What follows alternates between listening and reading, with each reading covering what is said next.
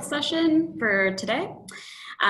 With us, we have Shipra Kayan. So without further ado, I will intro Shipra. She has facilitated over 100 remote meetings and workshops. And so she's encountered many challenging situations and has developed special playbooks specifically for UX consulting. So very lucky to have her today, and I will hand it over to you. Awesome, thank you, Himali. So folks on the webinar, I wanted to introduce a little bit more about myself. Like Himali said, I'm Shipra Kayan. I currently work with distributed design teams, design product and engineering teams, to help them run sort of design thinking workshops, everything from brainstorming to multi-week design sprints. However, today I'm here talking to you about a different kind of meeting, larger team meetings, perhaps a team all hands or an external keynote. I'm really thinking through how to become a really good meeting facilitator when your meeting is purely about content and not necessarily an active working session. So before we get started with my content, I'd love to hear what currently bothers you the most about remote meetings, specifically about larger remote meetings. And there's a few answers that we've put up in the poll. You can read through them, but if you have something else that really bothers you, I'd love for you to type that out and tell us what bothers you about remote meetings. And I'm gonna give you guys 30 seconds to fill out this poll. You should see that pop up on your Zoom webinar.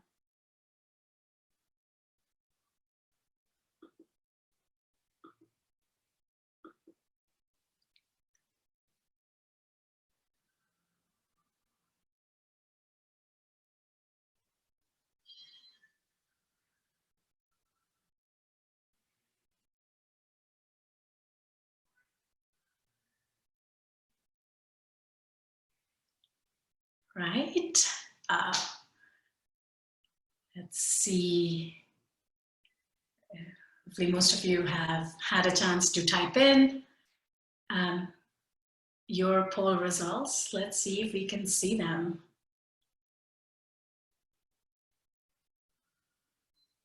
Right. Yeah, so a lot of you talking about disengaged participants as being sort of one of the biggest problems. And this is true whether you're meeting in person or remotely. It's just a little bit harder, I think, to engage people when they're remote. But I've been in plenty of large in-person meetings where folks are disengaged. And then obviously, as someone, the second thing that you guys pointed out, as someone who's running the meeting, perhaps talking through the content, not being able to read the room, not being able to get a pulse for, are people still interested? Do they have questions? Am I talking at the right speed? Am I going through the content too quickly or too slow? All of those questions, which you can sort of gauge a little bit in person, is really hard to do remotely. So yeah, and some of these other things are obviously issues as well. Some people taking over the meeting, others kind of not engaging. And so on and so forth. So a little bit about some techniques I've used in my sort of practice to combat some of these issues.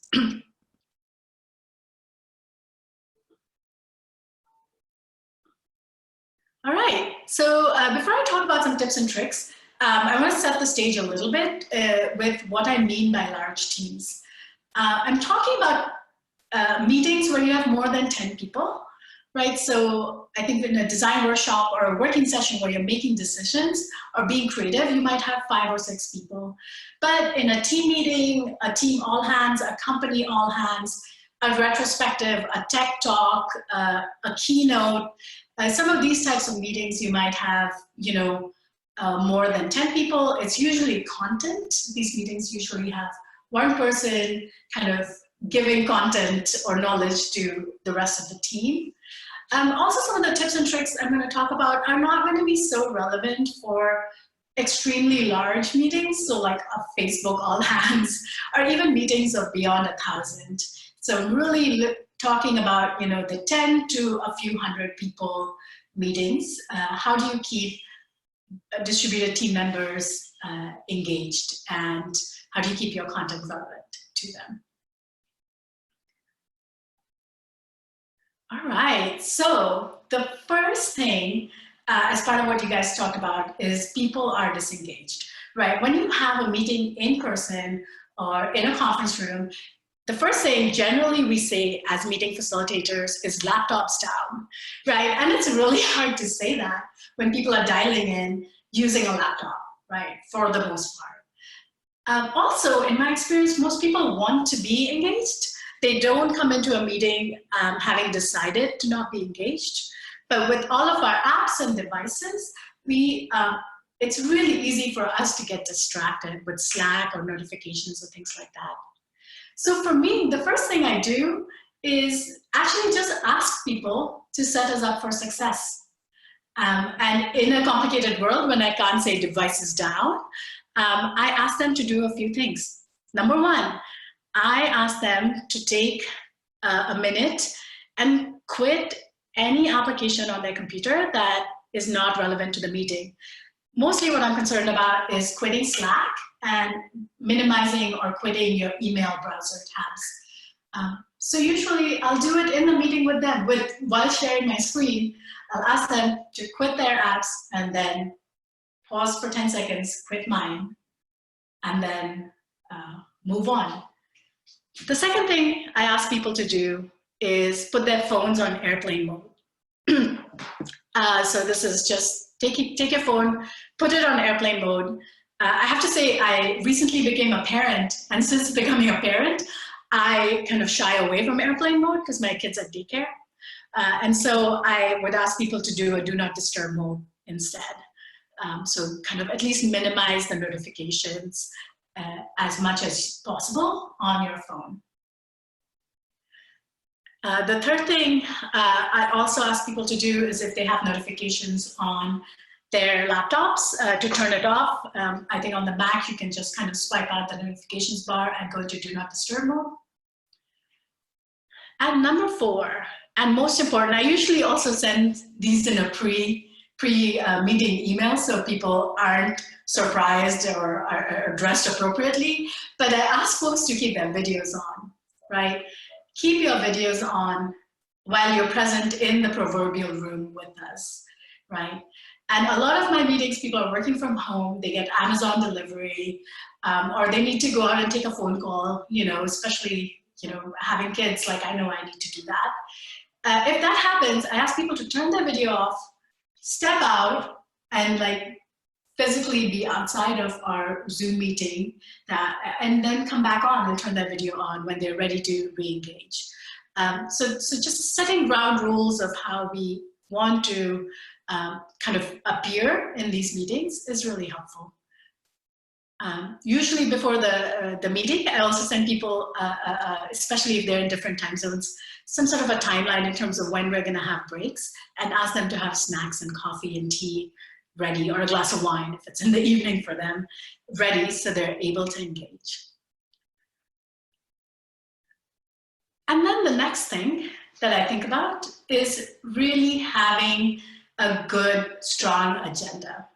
An agenda isn't a bullet point of topics you're going to cover, right? That's what we put in our Google Meeting invites. We're like, okay, we're going to do a retrospective on this feature and a talk on this architectural change, right? So those are your topics for the meeting. The agenda as a facilitator is really about what is the flow of your meeting going to be like. And this is a formula I use all the time and that I recommend people use. Always start with an intro or an icebreaker. Every time I say that, I always hear groans like, seriously, another icebreaker? We already know our teammates. But stay with me and I'll share some examples of icebreakers and why it's really important for larger meetings. After the icebreaker, we go to some sort of a content. And generally, again, as in a larger meeting, it tends to be more content, less kind of working time, like workshop time. So from your icebreaker, go to your content, maybe 10 to 20 minutes of content, then an energizer. And this is resetting the room's energy, back to content, and then after another 10, 20 minutes, another energizer. And we'll talk about ways to make content engaging. Content is where people get really disengaged. And what I mean by energizers, I'll give you a couple of examples of what you might do to reset the room's energy. And then one thing that we kind of skip over in larger meetings sometimes is a conclusion. When we're in person, the conclusion is usually like, there's lunch out in the kitchen, and yay, lunch is, you know, our conclusion. But when we're in a remote setting, having some sense of closure to a large meeting is really important. And I'll talk about a couple of ways to do that. So yeah, so when you're facilitating a larger meeting, think through your agenda with this lens is what I would suggest. So I'm gonna start with the icebreaker. Icebreakers can, I think some people really love icebreakers. Other people are just like, this is awkward, why are we doing this?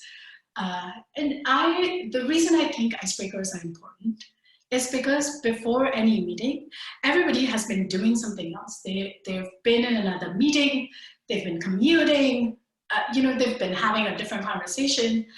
And I use the icebreaker as a moment to help everyone arrive into the room and be present and focused on the content that they're about to see, right? In the yoga studio, this is a moment you take to arrive at the mat. It's kind of similar.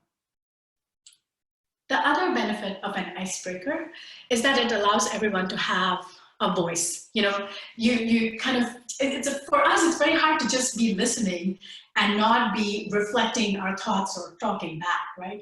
So an icebreaker starts out with everyone having a voice and being able to say something and being able to get that out of their system. So I think it's a really good way to start sort of getting people into this mode where they can then sit back and listen. A couple of icebreakers I use, and you can like Google virtual icebreakers, and there's 500 of them out there on the internet. One that I use a lot, which is really easy and requires no preparation, is breaking people out into pairs, right? So Zoom has a great breakout kind of feature where you can like really easily break people out into pairs and ask them to discuss their morning, right? Really easy, no need to prep. Even if the pair that you've created, they're best friends, there's still something interesting about discussing your morning. If they're meeting for the first time, there's probably still something they can relate to in terms of each other's mornings. So this is kind of just an easy one that you can recycle, right? And the reason I like this is because when you break out in pairs, it kind of starts out with everyone being fully engaged. When you have groups of 3 or 4 or 5, you know, some people are really engaged, others are not, right? But when you have pairs, you're either actively listening or actively speaking at any given time. So it's a really, you know, great way to ensure everybody has a voice, is heard, there's no place to hide. And like I said, they're there, they matter, they're here. You know, it's a really, I really absolutely love this one. Another really fun one, which doesn't require any speaking or breaking out in pairs, is to create sort of a Miro board for the meeting and ask people to upload a picture of their shoes or their feet. They may or may not be wearing shoes at this given time, right? This can be really fun, especially for completely distributed teams where, you know, people look nice on top, but actually like these like awful orange, white, and blue socks, like they're mine. They're from like some Christmas gift basket, but that's what I'm wearing on my feet right now. And it's a really cool way to just be like, all right, like, you know, these are real people. This is real life. It's just like a nice way to like kind of laugh at the reality of being a completely distributed team. Doesn't require any talking, but still people have had a way to express themselves at the beginning. So yeah, this is another kind of quick icebreaker. It just takes a minute, but everybody has said something and they've seen some other people's thoughts or realities. So a couple of icebreakers. Like I said, you can Google and like find a lot more. And moving on to content, this is the hardest part to keep people engaged in. And a lot of it is because not all of us are TED level speakers. We haven't had that level of coaching, right, to give like every talk at a team meeting, right? So it's really, really tough to keep people engaged if you're not like sort of this best speaker in the world. A couple of things we've done in the past is that we've had people comment along as the speaker was speaking. So you put your content in a Google Doc or Google Slides and let the participants or attendees have at it, right? So as the speaker is going through the content, some people absorb content at a faster rate, other people absorb content at a slower rate, and people are going to be fidgeting around. If they're on a computer, they're going to be fidgeting around. You might as well give them something to fidget with that is part of the content that you want them to absorb. So one thing that we've tried is definitely having Google Docs and letting people comment along.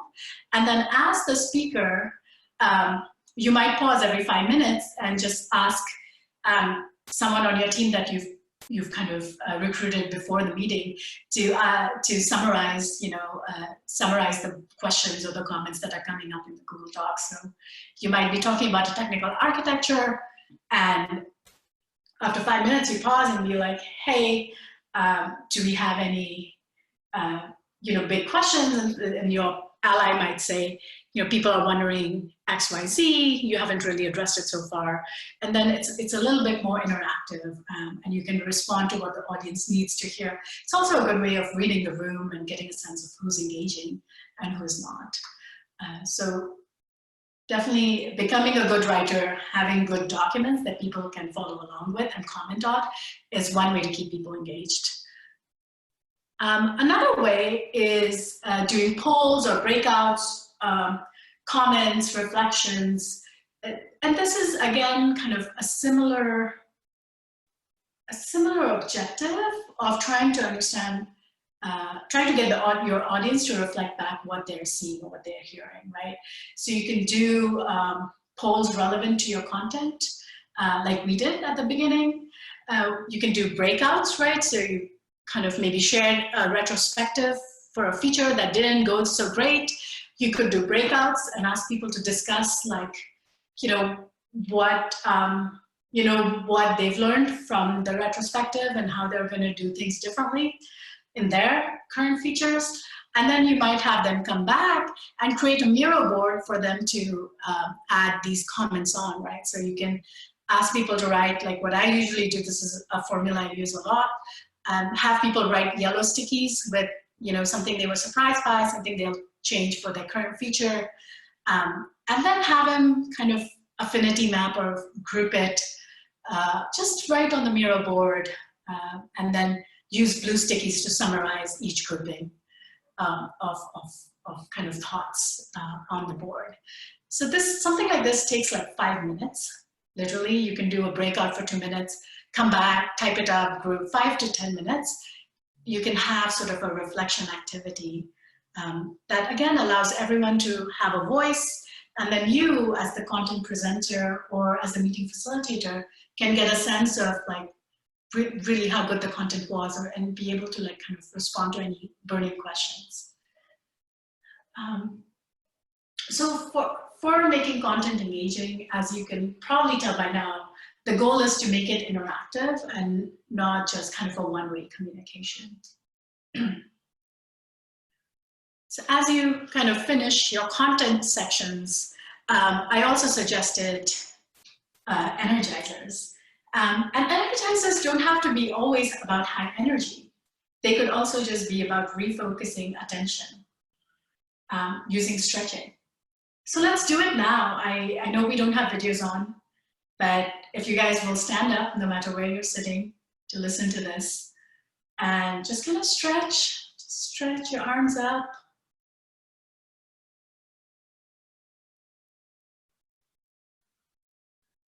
Yeah, like stretch your elbows.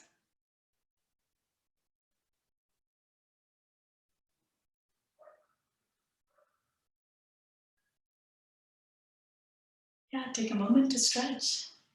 Open up your chest, because we're always hunched on our computers.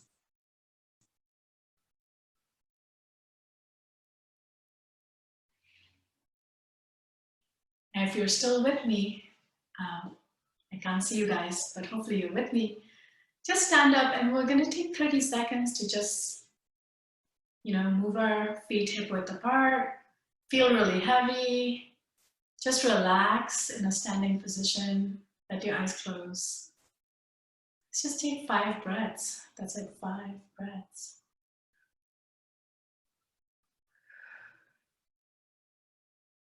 The key is to allow yourself to feel really heavy.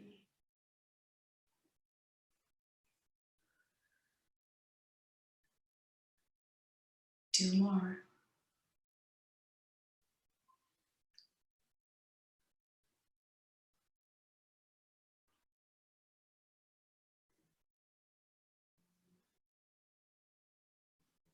And you can slowly let your eyes flutter open. It's kind of awkward to look at a screen when your eyes have been closed, so take your time. Be gentle. And welcome back. Right, this wasn't high energy, but it's a really great way to refocus attention on the next piece of content.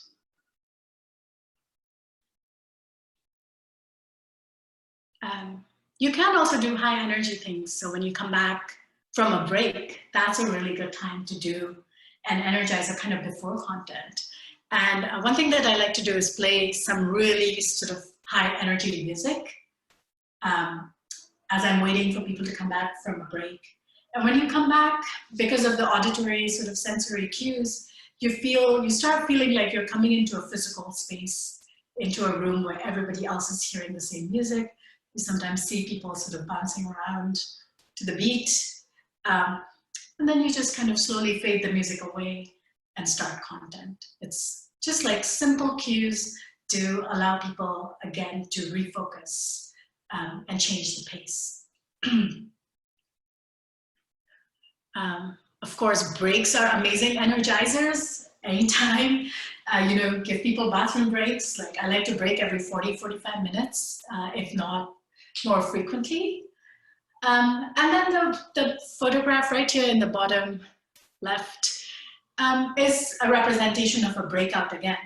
I am not suggesting that you can only do breakouts in person. You can totally do this virtually, but give people a chance to connect again, to share stories again. And you can have any kind of topic, any question for them to ponder. But doing breakouts is another way to kind of reset the group's energy levels. Yeah, those are a few tips. I'm sure with the attendees, I'm sure a lot of you have other things you do to kind of pause and recharge groups. So if you have any ideas, definitely put it in the chat. I love the active conversation going on, and I'll probably go back and read through everything again. All right, so these were just some tips on, I feel like these are tips that you can use whether you're in person or remote, working with a larger group. It's just more important to do this more in a more disciplined fashion when you're remote. The other thing I want to really talk about is how to design your agenda based on sort of your the map of your office, the map of where people are in your office. In my practice, I see these kind of 4 situations, right? So on the top right, you see sort of the situation where a company has a big headquarters somewhere, and there's a few people who are remote, and these, they tend to be people who used to work at HQ and then moved to a different city but stayed with the same company. And on the bottom right, you see sort of the situation where the company might have a couple of offices and like some people working remotely. It's more like 50-50. Some people are in an office, some people are remote. On the left side of this quadrant, there's more of an equal distribution. So everybody in the company has more or less equal access to each other. And this might come in the form of multiple offices, so 3 different offices. For instance, I think Gusto has like sort of an office in New York, one in San Francisco, and one in Denver, right? So 3 offices, teams spread out across 3. And then at the bottom here is like these fully remote orgs, or frogs, as I'm starting to hear them being called. And this is kind of like a vision base camp, like everybody is sort of working in a non-co-located fashion. And just a few kind of tips if you're sort of, especially if you are in a leadership position in these situations. If you are in a situation where a lot of your people are in offices, usually what tends to happen is that the leadership, the CEOs, the VPs are in offices. And they don't really feel the pain of these remote people, right, the remote workers. So I would suggest that you really think about investing in technology. Google Hangouts is great, but Zoom is better for breakouts. Virtual whiteboards, like how often have you seen like someone stand up, start drawing on the whiteboard and try and like position the camera on their laptop so the remote folks can see it, but it's awkward because the dry erase markers are like never dark enough. So it's just, you know, invest in virtual whiteboards and multiple mics, right? Like how often have you been remote and hearing someone opening a pack of chips and like that disrupts the conversation that you're hearing.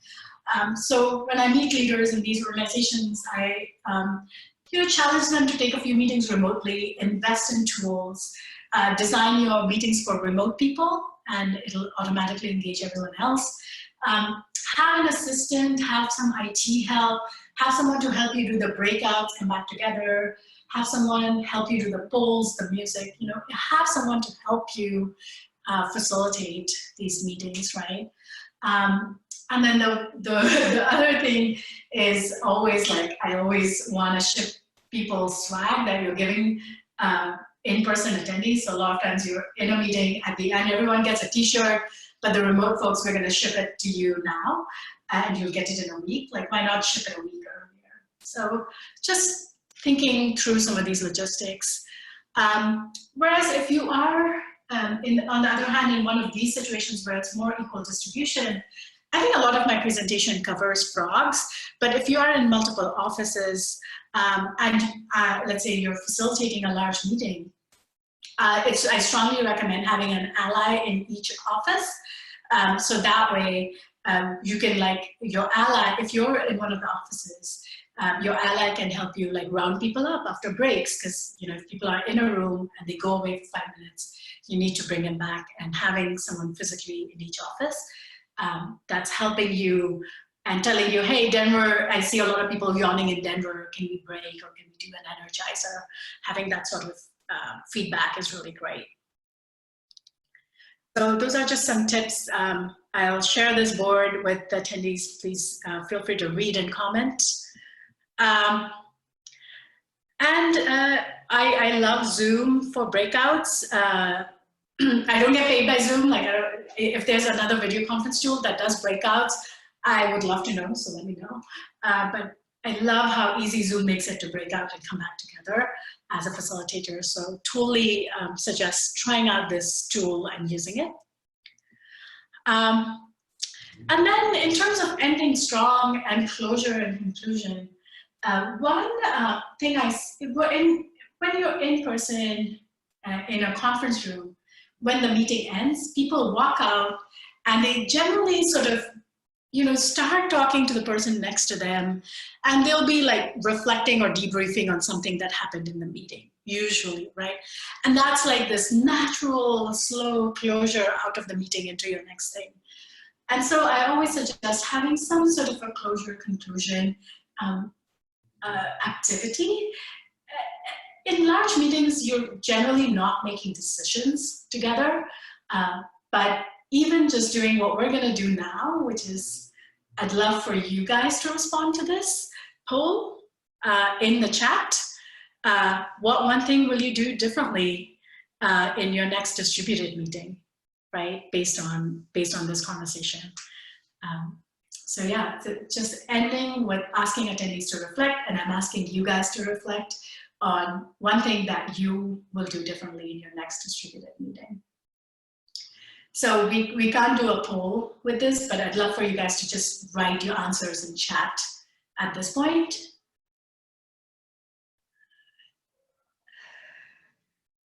Yeah, and that was all of my prepared remarks. I'll wait 30 seconds for answers to this question to pop in, and then Himali will lead us through Q&A for whatever remaining time we have.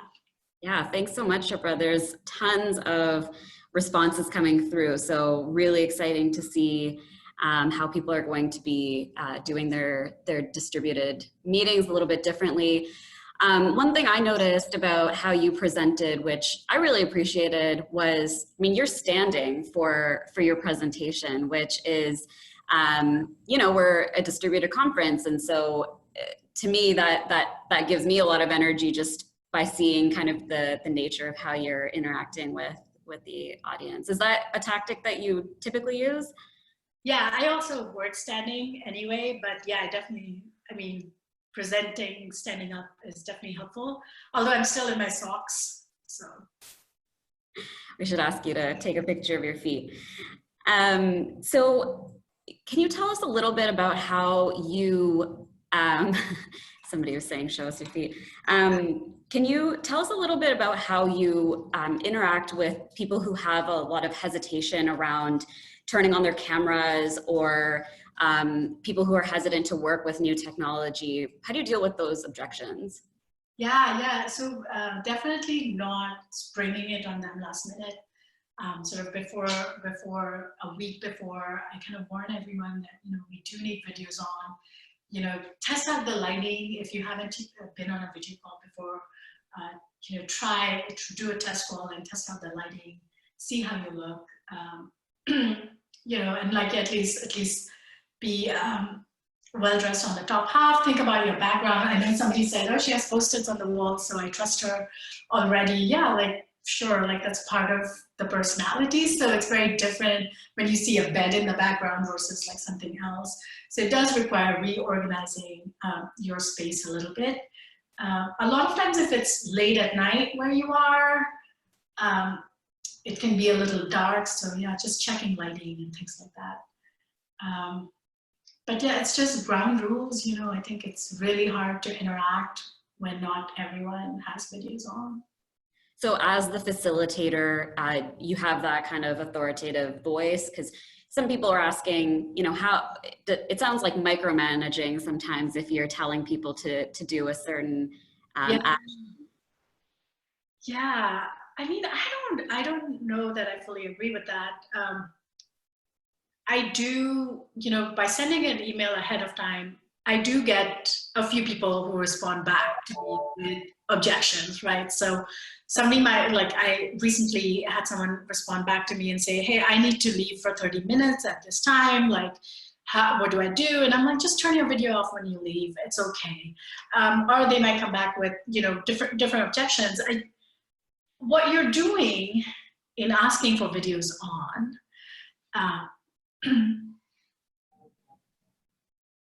yeah, what you're asking for is the best chance for this meeting to be successful, right? So yeah, I would love to hear actually from the audience what specific things you guys hear in terms of objections to video or not doing do not disturb. Like obviously I'm not checking everyone's phones, but I do mine, and I'm hoping that at least some people do theirs. And I'm hoping that that will keep engagement. So I haven't heard this feedback personally, like that they think I'm being sort of micromanaging, but maybe they're just not telling me. So yeah, I'd love to hear the particular specific objections that you guys hear about that. One of the things that I really loved about how you approach meeting facilitation is you actually, it sounds like you actually show them you turning off your phone or putting it on do not disturb, and really playing to their, you know, it's like when you go to the movies and they tell you to turn off your phone. Well, I'm not sure how many people actually do that. I don't, but you know, putting it on do not disturb, or just turning off the ringer, so that you can still respond if needed, but you know, it's still there if you need to. And also, you know, I love the glass of wine idea and playing to their time zones, and again, really just kind of making that comfort level. So I think I can speak for, at least for our team, that you have created that for us. So stay tuned for the next session.